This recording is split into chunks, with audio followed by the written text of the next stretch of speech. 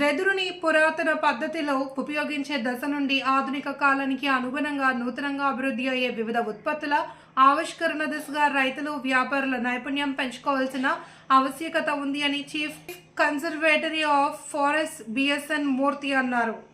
లాలచెరువు అటవీ శాఖ కార్యాలయంలో వెదురు సాగు విస్తీర్ణం పెంచడంపై ఔత్సాహిక రైతులు ట్రేడర్స్తో పాటు వర్క్షాప్ నిర్వహించారు.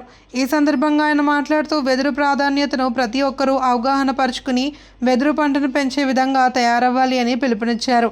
వెదురు కర్రతో నూతన ఆవిష్కరణలు చేపట్టి చేతి వృత్తిదారులు నైపుణ్యం పెంచుకోవాలన్నారు. వెదురు బద్దులతో తయారు చేసిన ఉత్పత్తుల ఆవిష్కరణ దిశగా రానున్న రోజుల్లో గ్రామ స్థాయిలో శిక్షణా తరగతులు నిర్వహిస్తామని తెలిపారు. వెదురులో మేలైన రకాలు సాగుకు వాటిని తగిన మార్కెటింగ్ విక్రయించే మార్గంపై రైతుల అవగాహన కల్పించుకోవాలన్నారు.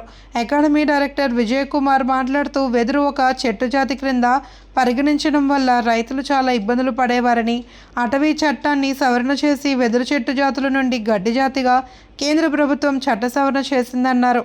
Corn bake company chairman Sanjeev Shashikant Karpe, జిల్లా forest officer Ravindra, Dama R Srinivas, ఉద్యానవన శాఖ అధికారి డి సుధీర్ కుమార్ తదితరులు పాల్గొన్నారు.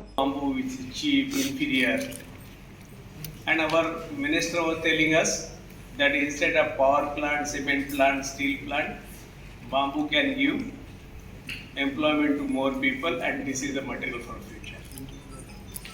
స్టార్టింగ్లో ఏమనుకుంటామంటే బ్యాంబూ చాలా చీప్ మెటీరియల్ కదా, దీంతో ఇంత 10,000 మందికి ఎంప్లాయ్మెంట్ ఏ విధంగా ఇవ్వగలమని స్టార్టింగ్లో చాలా ఆలోచన వచ్చిందనమాట. కానీ తర్వాత స్టేజ్లో దీనికి ఇవ్వచ్చు అని చెప్పి ముందుకెళ్ళారు.